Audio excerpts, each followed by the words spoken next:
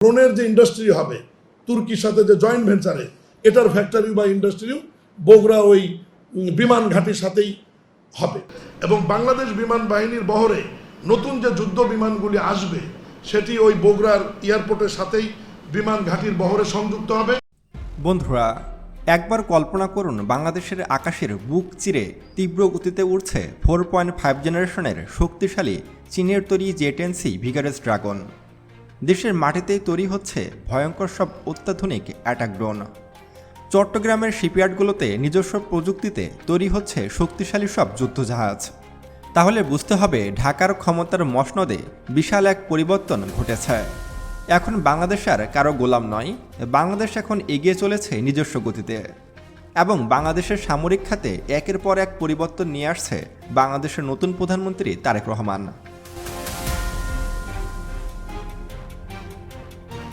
উত্তরবঙ্গের প্রবেশদ্বার এবং শস্য ভাণ্ডার হিসেবে পরিচিত শান্ত সবুজ বগুড়া জেলা। এই বগুড়া জেলা এবার এক ঐতিহাসিক পরিবর্তনের মুখোমুখি। এই জনপদটি হতে চলেছে পুরো দক্ষিণ এশিয়ার সামরিক ভূরাজনীতির সবচেয়ে বড় গেম পয়েন্ট। বগুড়ায় একটি নতুন সামরিক বিমান ঘাঁটির অনুমোদন ইতোমধ্যেই কিন্তু সম্পূর্ণ হয়েছে। শুধু তাই নয়, বাংলাদেশ বিমান বাহিনীর বহরে যুক্ত হতে যাওয়া বিশ্বের সবচেয়ে অত্যাধুনিক এবং বিধ্বংসী যুদ্ধবিমানগুলো সরাসরি এই বিমান ঘাঁটিতে মোতায়েন করা হবে। তারেক রহমান যখন চীনের শি জিনপিংয়ের সঙ্গে বৈঠক করেছিলেন, তখনই তিনি চূড়ান্ত করে এসেছেন চীনের তৈরি জে-10C ভিগারাস ড্রাগনের ডেলিভারি খুবই দ্রুত বাংলাদেশ পাবে। আর সেই সব নতুন যুদ্ধবিমানগুলো বগুড়ার এই সামরিক ঘাঁটিতেই মোতায়েন হবে।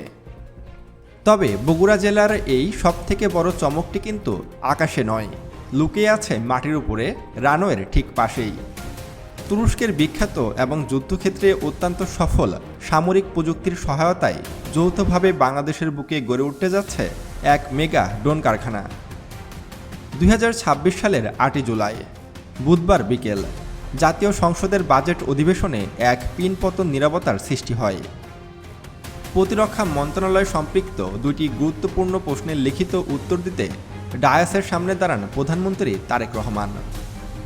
প্রধানমন্ত্রী যখন শান্ত কিন্তু অত্যন্ত দৃঢ়কণ্ঠে তার প্রতিরক্ষা বুলেটের একের পর এক তথ্য প্রকাশ করছিলেন, তখন সে বক্তব্য শুধু যে বাংলাদেশিরাই শুনছিলেন তা কিন্তু নয়, দিল্লিতেও কিন্তু এটি নিয়ে ব্যাপক আলোচনা শুরু হয়ে গেছে। নরেন্দ্র মোদী প্রশাসনের দৌড়ঝাঁপ শুরু হয়ে গেছে।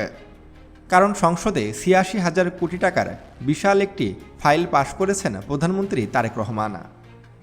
প্রধানমন্ত্রীর ঐতিহাসিক ঘোষণা অনুযায়ী প্রযুক্তি হস্তান্তরের মাধ্যমে বৃহত্তর বগুড়ায় একটি ইউএভি বা চালকবিহীন ড্রোন তৈরির প্ল্যান্ট স্থাপনের কাজ ইতোমধ্যে শুরু হয়ে গেছে বলে জানিয়েছেন। দেশের সার্বভৌমত্ব, সীমানা রক্ষা এবং জাতীয় নিরাপত্তা নিশ্চিত করতে সামরিক বাহিনীর আধুনিকায়নকে সর্বোচ্চ অগ্রাধিকার দিচ্ছে সরকার। প্রধানমন্ত্রী সংসদে পরিষ্কার জানিয়ে দেন, আগামী 3 বছর এবং পরবর্তী 7 বছর অর্থাৎ মোট 10 বছর মেয়াদী এক অভূতপূর্ব মেগা পরিকল্পনা হাতে নেওয়া হয়েছে। আর এই মহাপরিকল্পনার মোট বাজেট কত জানেন? ৮৬,০০০ কোটি টাকা, যা প্রায় 7 বিলিয়ন মার্কিন ডলারের সমান। আপনারা হয়তো অনেকেই ভাবতে পারেন এই 7 বিলিয়ন ডলার হয়তো এই 10 বছরের বাংলাদেশের সামরিক বাজেট। আসলে আপনি ভুল ভাবছেন। প্রতি বছরই কিন্তু বাংলাদেশের সামরিক বাহিনীকে সামরিক বাজেট দেওয়া হবে। সেই সামরিক বাজেটের বাইরে গিয়ে অতিরিক্ত আরও 7 বিলিয়ন ডলার খরচ করে দেশের সুরক্ষার জন্য অস্ত্রশস্ত্র ক্রয় করা হবে এবং নিজ দেশেই ড্রোন তৈরির কারখানা স্থাপন করা হবে। একটি স্বাধীন রাষ্ট্রের সামরিক খাতে এই বিপুল পরিমাণ অর্থের বিনিয়োগ কোনো সাধারণ খবর নয়। এটি কেবল কিছু অস্ত্র কেনার বাজেট নয়, এটি হলো বিগত 15 বছর ধরে বাংলাদেশের উপরে চেপে বসা এক ভিনদেশি আধিপত্যের শৃঙ্খলকে ভেঙে চুরমার করে দেওয়ার এক সাহসী দলিল। যে ভারত সবসময় বাংলাদেশকে পঙ্গু করে রাখার চেষ্টা করত, যে ভারত সবসময় বাংলাদেশের মেগা প্রজেক্টগুলোতে বাধা দিত, সেই ভারত এখন স্তব্ধ হয়ে এই সমস্ত কিছু মেনে নিচ্ছে। আসুন বন্ধুরা, একটু পিছনের গল্পটা সহজ ভাষায় বোঝার চেষ্টা করি। বিগত স্বৈরাচারী শাসন ব্যবস্থায় বাংলাদেশকে প্রতিবেশী ভারতের একটি আজ্ঞাবহ এবং দুর্বল রাষ্ট্রে পরিণত করার সমস্ত চেষ্টা করেছিল ভারত ও হাসিনা সরকার। দেশের গৌরবময় সামরিক বাহিনীকে পরিকল্পিতভাবে পঙ্গু করে রাখা হয়েছিল সে সময়। এমনকি বিডিআর হত্যার মতো একটি ন্যক্কারজনক ঘটনা ঘটিয়েছিল সে সময় শেখ হাসিনা সরকার। দেশের ভিতরে থাকা দেশপ্রেমিক সমস্ত বড় বড় জেনারেল এবং বড় বড় বিডিআর কর্মকর্তাকে সে সময় হত্যা করেছিল ভারতের র এবং শেখ হাসিনার পালিত সৈন্যরা। তারপর থেকেই বিগত 15 বছর ধরে বাংলাদেশকে এক প্রকার পঙ্গু করে রেখেছিল শেখ হাসিনা।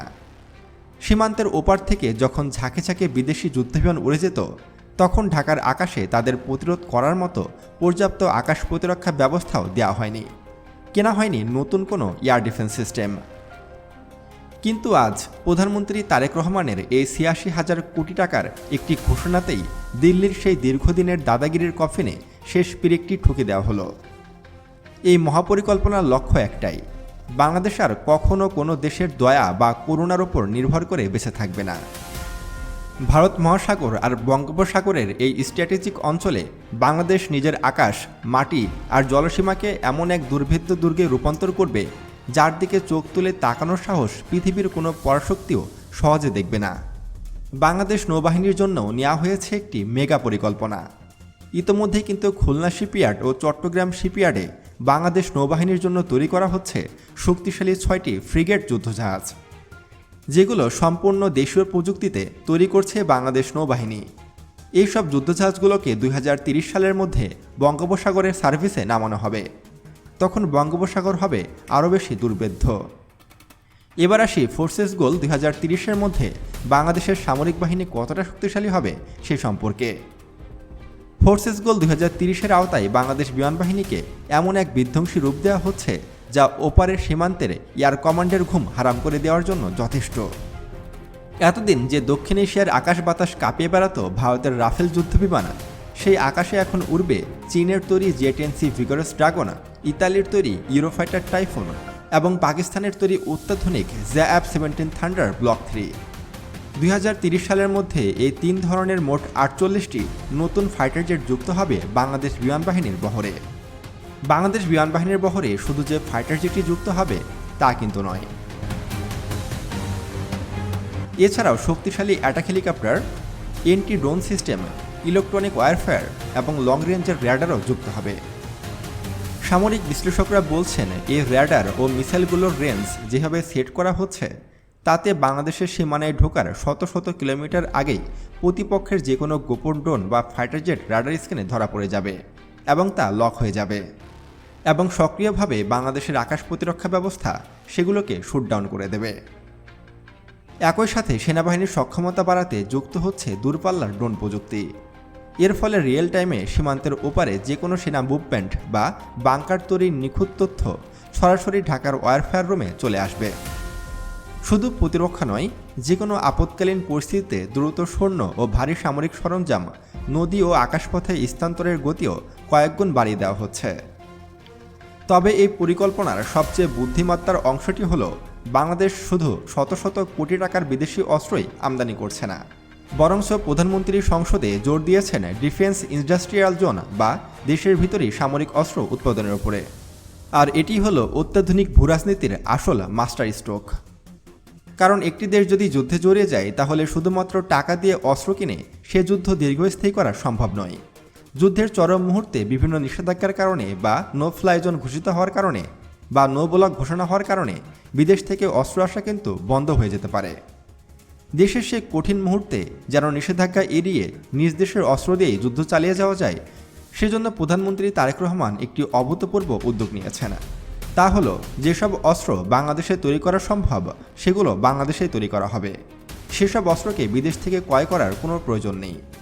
বন্ধুরা, বাংলাদেশের বগুড়ার এই কারখানায় যে শুধুমাত্র ড্রোনই তৈরি হবে তা কিন্তু নয়। সামরিক ড্রোন ছাড়াও এখানে কিন্তু একাধিক কৃত্রিম বুদ্ধিমাত্রা ও এআই চালিত সুসাইড ড্রোন এবং নজরদারি ড্রোনও তৈরি হবে। মূলত তুরস্কের একটি এশিয়া ভিত্তিক হাব হতে চলেছে বাংলাদেশ।